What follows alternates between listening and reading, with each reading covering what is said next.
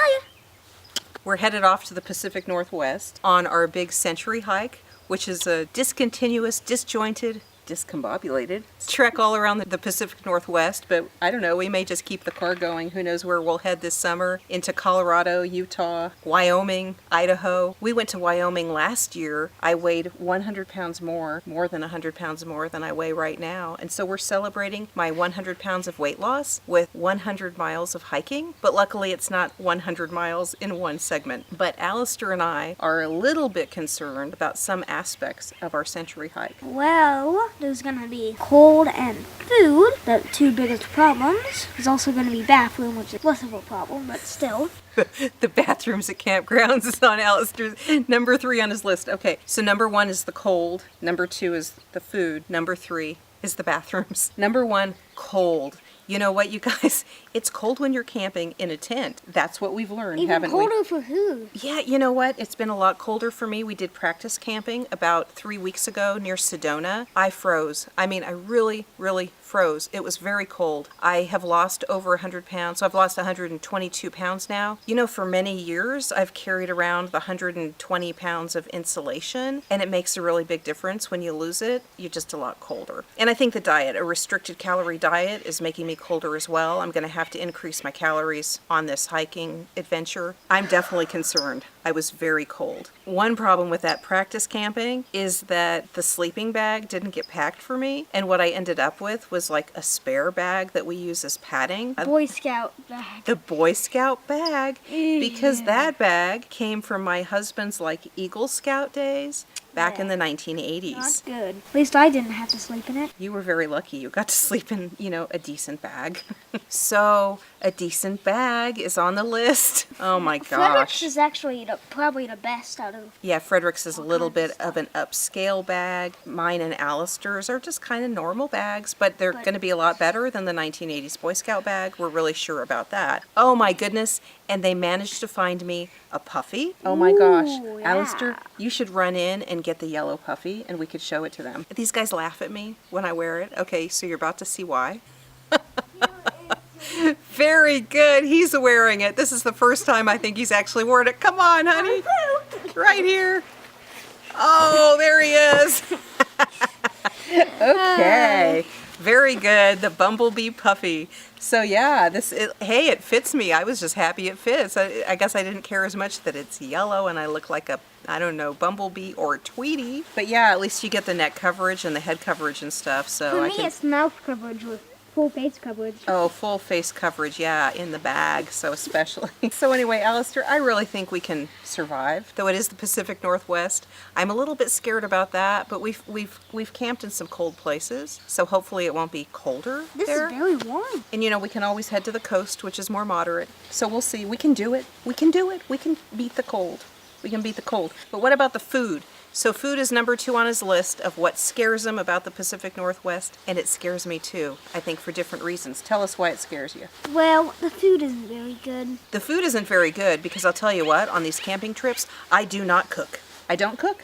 I don't cook. If I can boil the water and do something with the water to warm something, that's my limit. I don't cook. And I'm not going to cook. What we've started to do, Alistair, is we have some recipes, we have some things that we're putting together to make the camping food a little bit better. And we'll ask Frederick for some ideas too. My concern with the food is that I will be increasing my calories for the first time and really monitoring my weight maintenance. I don't have goals of losing on these hiking trips. Maybe I will, but my main goal is to eat enough to fuel the hiking and to get into better physical shape. And I figure between the camping trips or, in the fall or something, I can worry about like the extra 20 pounds or whatever I'm going to be looking for at that point. So that's my concern about the food is just basically making the right choices so that I can maintain my weight. Hey, Frederick. Frederick's come out.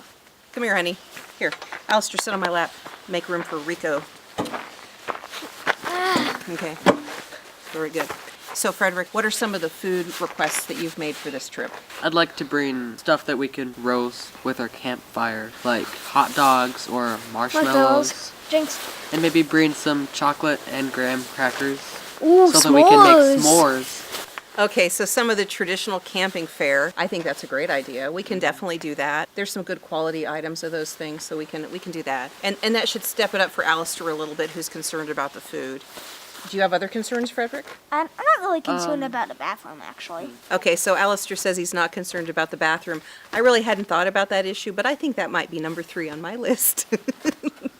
So, Frederick, do you have any concerns? No. So, where are we going to go? Let's talk about that. On the Pacific Northwest leg of this, we're going where, Frederick? We're spending a few days in Portland, and then we're going to camp a few days at Mount Rainier and a few days at Olympic National Park. Okay, so we're going through the Pacific Northwest, and then we have the whole rest of the summer ahead of us, and maybe the fall. You know, Frederick was concerned about the 100 miles, like how long is it going to take us? And then as he started thinking about it, he said, hey, maybe this will take like all year, and we can just keep going to more and more places. And so, what are we doing after the Pacific Northwest? Maybe we could go to Canada. He's been angling that once we get up into Washington at Olympic National Park, that we just keep heading north and go into Canada. I'd like to go to Banff National Park. It's Canada's first national park. It's in the Rocky Mountain. That sounds good. Yeah. Now, what about you, Alistair? Where do you want to go? Canada sounds good.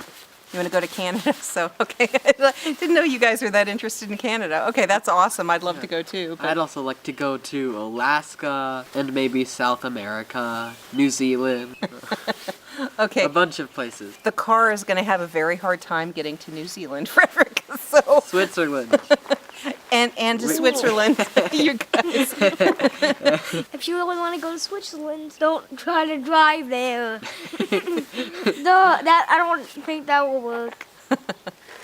And even if it did, Well, I gas think. prices. Oh, gas prices? What? Yeah, the gas prices to drive to Switzerland. No, if you could. Yeah, if we could drive to You mean Switzerland. like if they built a 50-mile bridge over the Bering Strait? But it Okay, would cost- I'd be all over that bridge. Yeah. Yeah, we'd drive to Russia. We would drive to Russia. Yeah, Yeah, I drive would- up through Alaska and into Russia. But I hadn't really thought about doing a century hike through the Ural Mountains. That would be pretty cool. But you know, I think in terms of staying local, making sure we can get there by car, let's not overlook what's right up here, right behind us. We're in the Giant Sequoia National Monument, and I happen to know personally the local expert who wrote a trail brochure called 4 Cool Hikes. And these 4 cool hikes are right up here in the Giant Sequoia National Monument, and I haven't hiked any of the 4 because when this trail brochure was being written, I couldn't even walk. And I would like to introduce you to the author of that trail brochure. Oh, here he is. Here he is. So this guy right here has authored these local trail brochures.